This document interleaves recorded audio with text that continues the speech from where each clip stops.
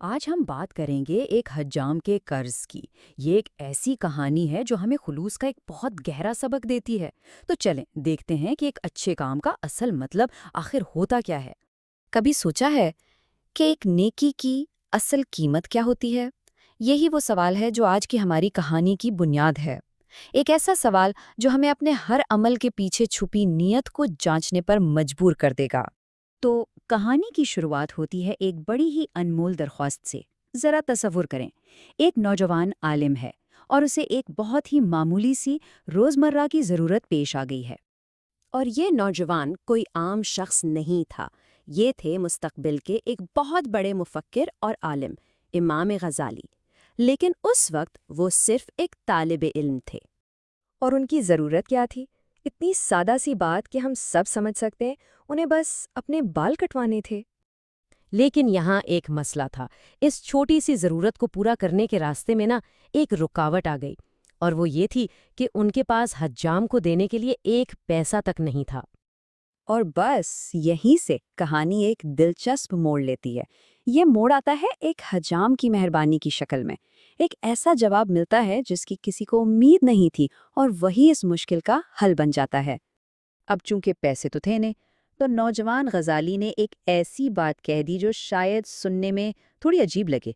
انہوں نے حجام سے سیدھا سیدھا پوچھا، کیا آپ اللہ کی خاطر میرے بال کاٹ سکتے ہیں؟ حیران کن بات حجام کا جواب تھا۔ اس نے اس نوجوان لڑکے کی طرف دیکھا، اس کی بات سنی، اور پتہ ہے کیا؟ بغیر ایک لمحہ سوچے فوراً مان گیا۔ اس نے بڑے ہی اچھے انداز میں جواب دیا، اللہ کی خاطر میں یہ ضرور کروں گا۔ اور یہ صرف الفاظ نہیں تھے، یہ تو اس کی سچی نیت کا اظہار تھا۔ اچھا، تو اب کہانی اپنے سب سے اہم موڑ پر پہنچتی ہے۔ ایک قرض جسے چکانے کی کوشش کی گئی، لیکن اسے لینے سے انکار کر دیا گیا۔ یہی وہ لمحہ تھا جہاں اس نیکی کا اصل امتحان ہونا تھا۔ تو ہوا یوں کہ کچھ وقت گزر گیا۔ امام غزالی کے پاس کہیں سے کچھ پیسے آ گئے۔ اب انہیں حجام کا وہ احسان یاد تھا، تو اپنا فرض سمجھ کر وہ سیدھا اس کی دکان پر پہنچے تاکہ اس کا قرض چکا سکیں۔ لیکن حجام نے پیسے لینے سے صاف انکار کر دیا، اور جو جواب اس نے دیا وہی اس پورے کہانی کا دل ہے۔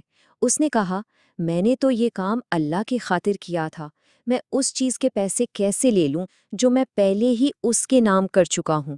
حجام کا یہی جواب ہمیں سیدھا خلوص کی اصل روح تک لے جاتا ہے۔ یہ صرف پیسوں سے انکار نہیں تھا، یہ تو اپنے آپ میں ایک بہت گہرا سبق تھا۔ یعنی اخلاص، اس کا مطلب کیا ہے؟ یہی کہ کوئی بھی اچھا کام صرف اور صرف اللہ کی رضا کے لیے کیا جائے، اس امید کے بغیر کہ لوگوں سے کوئی تعریف ملے گی یا کوئی بدلہ۔ حجام کا وہ عمل اخلاص کی ایک جیتی جاگتی مثال تھا۔ حجام کی یہ بات سیدھی امام غزالی کے دل پر لگی۔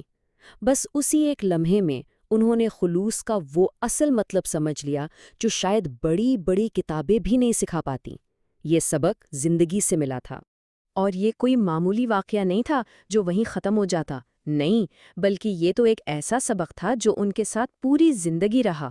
سوچیں، خالص نیت کا وہ ایک چھوٹا سا لمحہ ان کی پوری زندگی کے لیے ایک مشعل راہ بن گیا، ایک ایسا سبق جو وقت گزرنے کے ساتھ کبھی پرانا نہیں ہوا۔